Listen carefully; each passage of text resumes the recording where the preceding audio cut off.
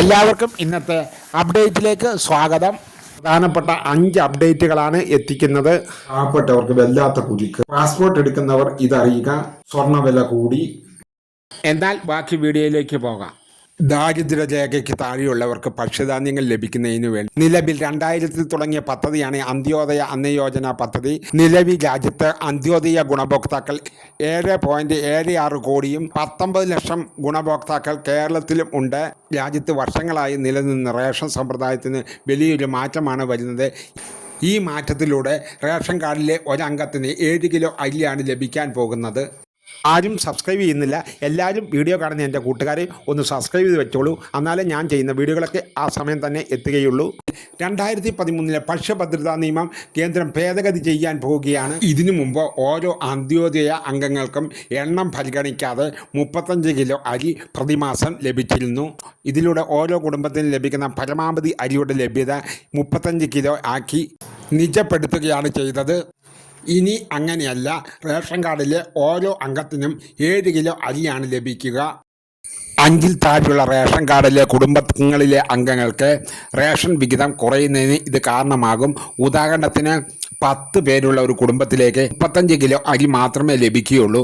അതുകൂടാതെ ഒരംഗമുള്ള കുടുംബത്തിന് 7 കിലോ അരി മാത്രമേ ലഭിക്കുകയുള്ളൂ. നേരത്തെ കുടുംബത്തിൽ ഒരംഗമുള്ളെങ്കിൽ പോലും അവർക്ക് 35 കിലോ അരി ലഭിക്കുമായിരുന്നു.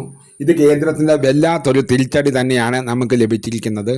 ദാരിദ്ര്യമുക്ത കേരളമായി പിണറായി സർക്കാർ പ്രഖ്യാപിച്ചിരുന്നു. ഇതിൻ്റെ ചുവട് പിടിച്ചാണോ ഇങ്ങനൊരു തീരുമാനം കേന്ദ്ര സർക്കാർ എടുത്തതെന്നും ആലോചിക്കേണ്ടിയിരിക്കുന്നു. രണ്ടാമത്തെ അപ്ഡേറ്റിലേക്ക് കടക്കാം. ഇന്ത്യൻ പാസ്പോർട്ട് ഫീസ് വർദ്ധിപ്പിച്ചു.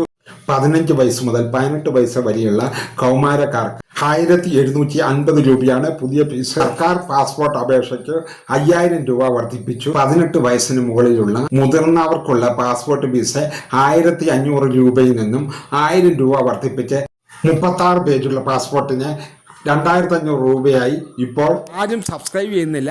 എൻ്റെ കൂട്ടുകാർ ഒന്ന് സബ്സ്ക്രൈബ് ചെയ്ത് വെക്കണേ, ഒന്ന് ലൈക്കും ചെയ്യണേ. നിങ്ങളുടെ കൂട്ടുകാരിലേക്ക് ഈ വീഡിയോ ഒന്ന് എത്തിക്കുവാനും ശ്രമിക്കുക. ഇതുപോലെയുള്ള അപ്ഡേറ്റുകൾ അപ്പോൾ തന്നെ എൻ്റെ കൂട്ടുകാരിലേക്ക് എത്തിച്ചേരുന്നതുമായിരിക്കും. അതുപോലെ തന്നെ 60 പേജുള്ള പാസ്പോർട്ടുകൾ ഇനി നിങ്ങൾക്ക് ലഭിക്കണമെങ്കിൽ 3500 രൂപ വരെ നൽകേണ്ടി വരും. ഇപ്പോഴത്തെ കണക്കനുസരിച്ച് നിലവിലെ യാത്രക്കാർക്കൊക്കെ മികച്ച യാത്രാ സൗകര്യമാണ് ലഭിച്ചുകൊണ്ടിരിക്കുന്നത്. ഇനി പാസ്പോർട്ട് എടുക്കുവാൻ പോകുമ്പോൾ ഈ കാര്യങ്ങൾ പ്രത്യേകം ശ്രദ്ധിക്കാൻ ശ്രമിക്കുക. മൂന്നാമത്തെ അപ്ഡേറ്റിലേക്ക് കടക്കാം. അമേരിക്കയും ഇറാഖും തമ്മിൽ കരാറിൽ ഒപ്പിട്ടെങ്കിലും വീണ്ടും സംഘർഷത്തിലേക്ക് പോകുന്ന അവസ്ഥയാണുള്ളത്. ഹോർമുസ് കടലിടുക്കിൽ വീണ്ടും കലുഷിതമായ അവസ്ഥ വന്നതിൻ്റെ അടിസ്ഥാനത്തിൽ ഗോൾഡ് റേറ്റ് ഒന്ന് താഴോട്ട് വന്നതായിരുന്നു. വീണ്ടും ഉയർച്ചയിലേക്ക് എത്തിയിരിക്കുകയാണ്. 1 ഗ്രാം ഗോൾഡിന്റെ വില 13,195 രൂപയാണ്. അതുപോലെ തന്നെ 1 പവൻ ഗോൾഡിന്റെ വില 1,05,560 രൂപയും ഇന്ന് കൂടി. ഇനി നാലാമത്തെ അപ്ഡേറ്റിലേക്ക് പോകാം. നാളെ പത്തനംതിട്ട മുതൽ കാസർഗോഡ് വരെ യെല്ലോ അലർട്ടാണുള്ളത്.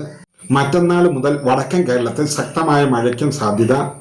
ഇടിമിന്നലിനും ശക്തമായ കാറ്റിനും സാധ്യതയുണ്ട്. 5 ജില്ലകളിലാണ് നിലവിൽ യെല്ലോ അലർട്ട് ഉള്ളത്. മലപ്പുറം, കോഴിക്കോട്, വയനാട്, കാസർഗോഡ് എന്നീ ജില്ലകളിൽ നിലവിൽ യെല്ലോ അലർട്ട് നൽകിയിട്ടുണ്ട്. തിങ്കളാഴ്ച മുതൽ വടക്കൻ ജില്ലകളിലാണ് മഴയുടെ ശക്തി കൂടുക. ഓറഞ്ച് അലർട്ട് ഉള്ളത് കാസർഗോഡ്, കോഴിക്കോട്, കണ്ണൂര്. തിങ്കളാഴ്ച ഈ ജില്ലകളിൽ ഓറഞ്ച് അലർട്ടാണുള്ളത്. വടക്കൻ ജില്ലകളിലെ ഉരുൾപൊട്ടൽ മേഖലയിൽ താമസിക്കുന്ന ജാഗ്രത പാലിക്കുവാൻ നിർദ്ദേശം നൽകിയിട്ടുണ്ട്. തീവ്ര മഴ വടക്കൻ ജില്ലകളിൽ ഉണ്ടാകാനാണ് സാധ്യത. ഇവിടെ ഓറഞ്ച് അലർട്ട് നൽകിയിരിക്കുന്നു. മണ്ണിടിച്ചിൽ സാധ്യതയുള്ളതിനാൽ ഉരുൾപൊട്ടലിന് സാധ്യതയുണ്ട്. തിരക്കഥാകൃത്തും നടനുമായ ഭാഗ്യനാഥ് അന്തരിച്ചു. 1980കളിലെ തമിഴകത്തിലെ തരംഗം സൃഷ്ടിച്ച ഒരു നടനായിരുന്നു കെ ഭാഗ്യനാഥ്. ഹൃദയാഘാതത്തെ തുടർന്ന് അപ്പോളോ ഹോസ്പിറ്റലിൽ വെച്ചായിരുന്നു അന്ത്യം. 73-ാം വയസ്സിലാണ് ഭാഗ്യരാജ് വിടവാങ്ങുന്നത്. അപ്പോൾ ഇന്നത്തെ വീഡിയോ ഇത്ര മാത്രമേ ഉള്ളൂ. ഇനിയും ഇതുപോലെയുള്ള വീഡിയോകളുമായി വരാമെന്ന നല്ല ആത്മവിശ്വാസത്തോടെ ഗുഡ് ബൈ, ഗുഡ് നൈറ്റ്.